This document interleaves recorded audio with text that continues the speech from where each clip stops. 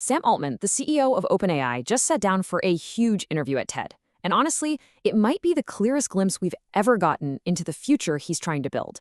And it's a future that affects all of us. So we're going to unpack what he said, because it really touches on everything, from the future of art and creativity, all the way to the fundamental safety of our world. Let's dive in. Right out of the gate, the conversation hits on the one thing we're all feeling: the absolutely dizzying speed of AI. Chris Anderson, the head of TED, just lays it out there for Sam with this quote. I mean, he's not wrong, is he? It really sets the stage for a conversation about a technology that feels like it's moving so fast we're all just trying to keep up. And to prove that point, Anderson immediately showed this. He'd given OpenAI's video model Sora a simple text prompt, a diagram that shows the difference between intelligence and consciousness. Now think about that for a second. The AI didn't just spit out some clip art of two brains. No, it visualized intelligence as this intricate machine of gears and logic, and consciousness as this glowing, almost spiritual light. This is wild. It's not just making pictures, it's interpreting abstract philosophy. So yeah, when you see something like that, it definitely forces you to step back and ask some pretty big questions. So first up, let's just lay out what these new tools can actually do. I mean, the breakthroughs are happening just everywhere. You've got Sora making video that's getting scarily close to real life just from a few words. You have models that can write with this deep, kind of meta-level insight, like an essay that imagines Charlie Brown as an AI. And this isn't just for creatives. It's totally changing the game for software engineers and even helping scientists make discoveries in medicine and physics. But all this incredible new power, well, it brings up a huge, huge conflict. And it's a conflict that creative professionals are feeling most acutely. Are these tools something that will amplify what they do, or are they a threat that could make their jobs disappear? And that really gets to the heart of what's being called the creator's dilemma. It's this intense, passionate debate that really boils down to one question. Is AI amplifying human creativity, or is it just a high-tech form of theft? You know, Sam Altman himself has a really interesting way of framing this. He says, look, if you're a professional, doesn't matter if you're a consultant or an artist, you're at a fork in the road. You can look at this new tech and think, oh man, that thing does what I do, I'm in trouble. Or you can see it as a powerful new tool and think, wow, now I can do so much more. And Chris Anderson, the interviewer, just nails the emotional side of this whole conflict. For a creator, this isn't some abstract legal or technical debate. It's a feeling. It's a deeply personal thing, knowing whether your life's work is being respected and amplified, or if it's just being taken. Okay, so what's OpenAI's answer to all this? Well, Altman laid out their current rules of the road. He says they don't allow direct copying, and they won't let you generate stuff in the style of a living artist unless that artist says it's okay. But even he admits the lines get really blurry, and they know they need to figure out new economic models, like maybe sharing revenue with artists who agree to be included. But, you know, this whole argument about jobs and art, it feels like the tip of the iceberg, because underneath it all is a much bigger and, frankly, more urgent question. As these AI systems get more and more powerful, are they actually safe? And that brings us to the safety challenge. And let's be clear, this isn't just about tweaking some algorithms.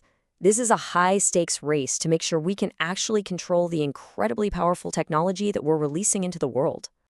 And if you want to know why this is so urgent, just look at this number, 500 million. That's how many people use OpenAI's systems every single week. This isn't some theoretical thing happening in a lab anymore. AI safety is a real-world problem for a huge chunk of the planet right now. Okay, so there's a term you're going to start hearing a lot more of, agentic AI. Basically, think of it as the next big leap. It's AI that doesn't just answer you, it acts for you. It's an AI that can go out on its own to complete a project, clicking around websites, looking at your files, making decisions to get something done. And Sam Altman himself says this is the big one. In his words, this is the most interesting and consequential safety challenge they have ever faced. And it makes sense, right? When the AI can actually go out and do stuff on its own, the consequences of a mistake become so much bigger. Trust isn't just a nice-to-have feature, it becomes the entire foundation. And that word, trust, it's everything. Because if we have to trust the AI, we really, really have to trust the people who are building the AI.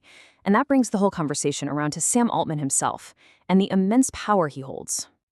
Now, this was maybe my favorite moment of the whole interview. Chris Anderson did something kind of genius. He asked OpenAI's own model, "What's the hardest question I could ask your creator?" And wow, this is what it spit out. A question that goes right to the heart of power, moral authority, and accountability. So Anderson just put it all right there on the table. He's like, "Sam, there are two stories about you out there. On the one hand, you're the visionary genius who changed the world. On the other hand, you're the guy who took a nonprofit with an open mission and turned it into a for-profit powerhouse, which makes some people question if they can trust you." And how did Altman respond? Well, pretty directly, actually. He argued that the core mission, building AGI for the benefit of humanity, has never, ever changed.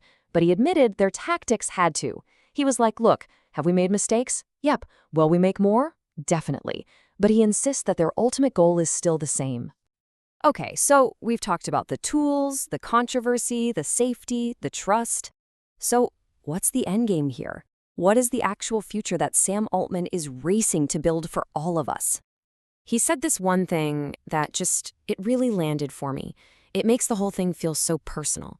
He's not just talking about technology. He's talking about what it will fundamentally mean to be a human being, a kid growing up in a world that is just completely different from the one we know.